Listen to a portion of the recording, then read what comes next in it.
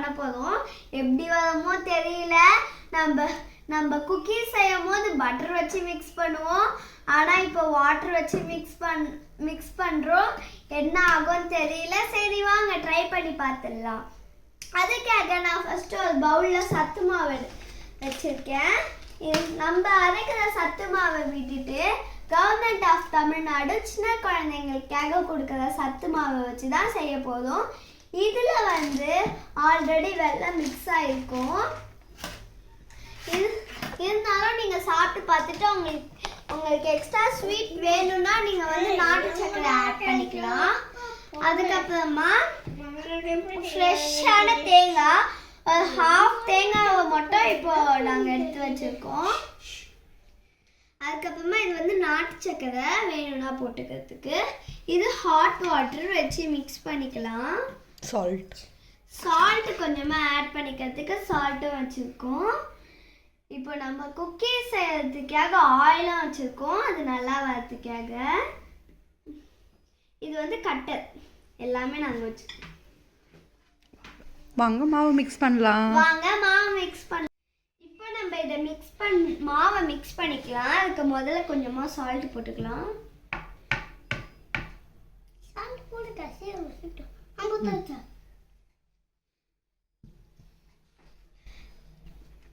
இப்போ தேங்காய் போட்டுக்கலாம். இன்னும் கொஞ்சம், ஒரு ஸ்பூன் நாட்டு சக்கரை. போட்டு நித்தில் நீ போடு, ஒரு ஸ்பூன் நாட்டு சக்கரை போடு. ஓகேவா? இன்னும் ஃபுல்லாக போட்டுரு. Okay, super. ஓகே, போதும். Enough. Give put some water. சுதாமா கொஞ்சமாக வாட்டர் ஊற்றி கொஞ்சமாக பிசைஞ்சுக்கோ. இப்போ ஹாட் வாட்டர் போட்டு கொஞ்சமாக வாட்டர் போட்டு மிக்ஸ் பண்ணிக்கலாம். கொஞ்சமாக போடு, கை வச்சுக்கோ.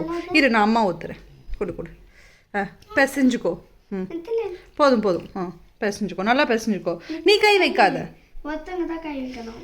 இப்போ தண்ணி ஊற்றி நல்லா மிக்ஸ் பண்ணணும்.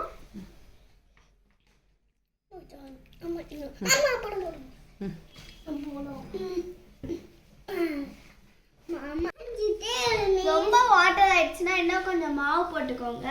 இப்போ மிச்சம் இருக்க தேங்காவையும் நம்ம போட்டுக்கலாம்.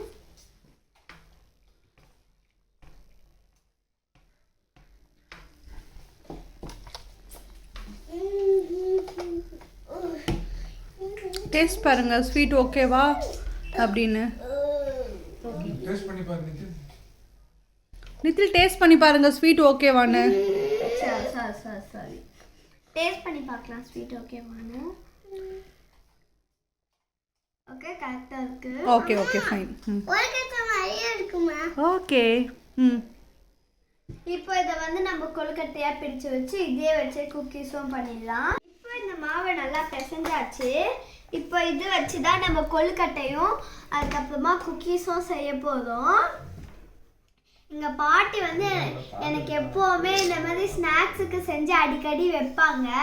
எனக்கு ரொம்ப பிடிக்கும். அதை ஒரு நாள் நான் சண்டே உட்காந்து பார்த்து நானும் எப்படி செய்யறதுன்னு கற்றுக்கிட்டேன்.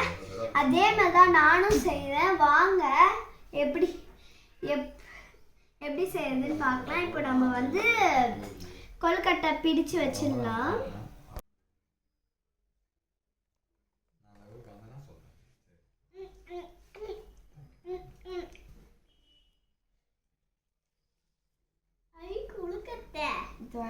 வெயிட் பண்ணு, பாயில் பண்ணி தான் சாப்பிடணும். இது எப்படி பாயில் பண்ணுவீங்க? இது இட்லி குக்கரில் வச்சு ஒரு 10 மினிட்ஸ் வச்சுட்டு நம்ம எடுத்து பார்த்தா கொஞ்சம் வெந்திருக்கும். கொஞ்சமா. உனக்கு பிடிக்குமா கொழுக்கட்டை? எவ்வளோ பிடிக்கும்? ஓகே. இதில் வாட்டர் போட்டிருக்கிறதுனால குக்கீஸ் நம்ம மேட் மோல்டெல்லாம் யூஸ் பண்ணி செய்ய வேண்டாம். கையாலேயே யூஸ் பண்ணி செஞ்சிடலாம் ஷேப்பை. கட்டர் வச்சு கட் பண்ணிக்கோங்க கையிலே.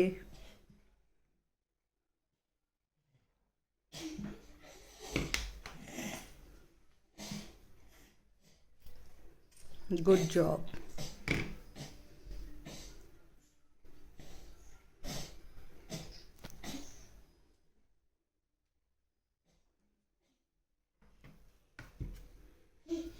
எனக்கு குக்கீஸ் ப்ராப்பராக வருமானே தெரியல இப்போ வரைக்கும். அம்மா வரும். அம்மா குக்கீஸ் வருமா? ஓகே.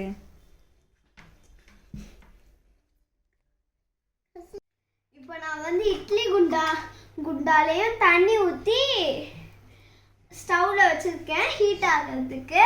அதுக்கப்புறமா குக்கீஸ் செய்யறதுக்காக ஓடிஜியை வந்து 180 டிகிரியில் 10 மினிட்ஸுக்கு வந்து ப்ரீ ஹீட் பண்ணி வச்சுருக்கேன். இப்போ இதை வந்து இட்லி குண்டான்லேயும் இதை வந்து ஓடிஜிலையும் வச்சு நம்ம வந்து ஒரு 10 மினிட்ஸ் பேக் பண்ணி வெளியே எடுத்துட்டோம்னா சூப்பரான குக்கீஸும் கொழுக்கட்டையும் ரெடி ஆகிடும். இப்போ டெலிஷியஸான கொழுக்கட்டையும் குக்கீஸும் ரெடி ஆயிடுச்சு. முதல்ல கொழுக்கட்டையை டேஸ்ட் பண்ணி பார்த்துடலாம். இது எப்போ சூப்பரா இருக்கு.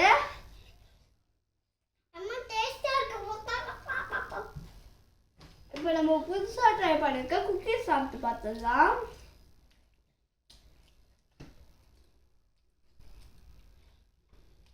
நல்லா இருக்கு. ரொம்ப கிறிஸ்பியாலாம் ஆகல. கொழுக்கட்டை வந்து கொஞ்சம் நல்லா வேந்துச்சுன்னா எப்படி இருக்கோ அந்த மாதிரி தான் இருக்கு. மற்றபடி டேஸ்ட் சூப்பராக இருக்கு.